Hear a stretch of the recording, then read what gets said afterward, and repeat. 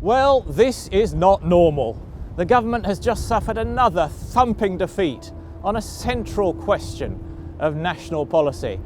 Theresa May tried to persuade Parliament to vote to leave the European Union with a deal, but was defeated by 149 votes. Now events are moving out of her control, and Parliament is going to have to decide what to do next.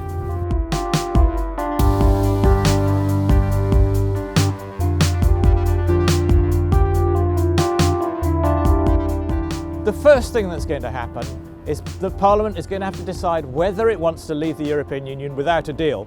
Therefore, tonight we will table a motion for debate tomorrow to test whether the House supports leaving the European Union without a deal on the 29th of March. Now, that's not a very popular option among MPs. There are only maybe 60 Conservative MPs, really, who want to do that. 60 out of 600. So that's going to be defeated. And Parliament is going to have to decide what it wants to do next, because it's no good just defeating that as a matter of principle. But the problem is that's only a symbolic vote, because the only way of avoiding a no-deal Brexit is for the House of Commons to vote for something else. So what could that be? I'm passionate about delivering the result of the referendum, but I equally passionately believe that the best way to do that is to leave in an orderly way with a deal.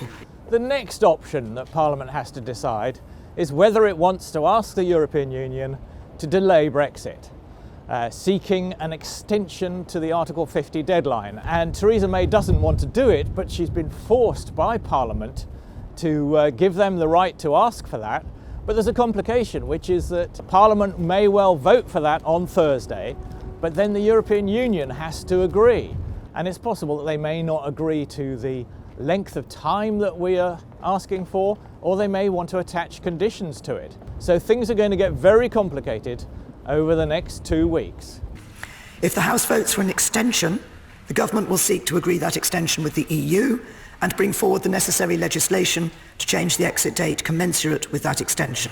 It's possible that in the confusion, various groups of MPs will try to push other options, such as a general election, trying to get rid of Theresa May as Prime Minister and replace her with someone else. None of those look likely to me. I think what Parliament is going to end up asking for is more time.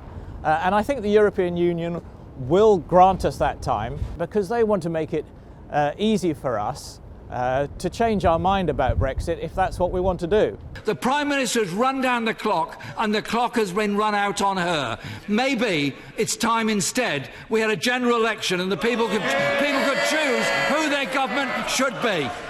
So nothing is certain, but I think the most likely outcome is that Brexit will be delayed. And it was interesting that one of the things that the Prime Minister warned MPs about was the possibility that it might end up with us having to have another referendum, and that was greeted by cheers on many of the opposition benches. Does it wish to revoke Article 50? Does it want to hold a second referendum?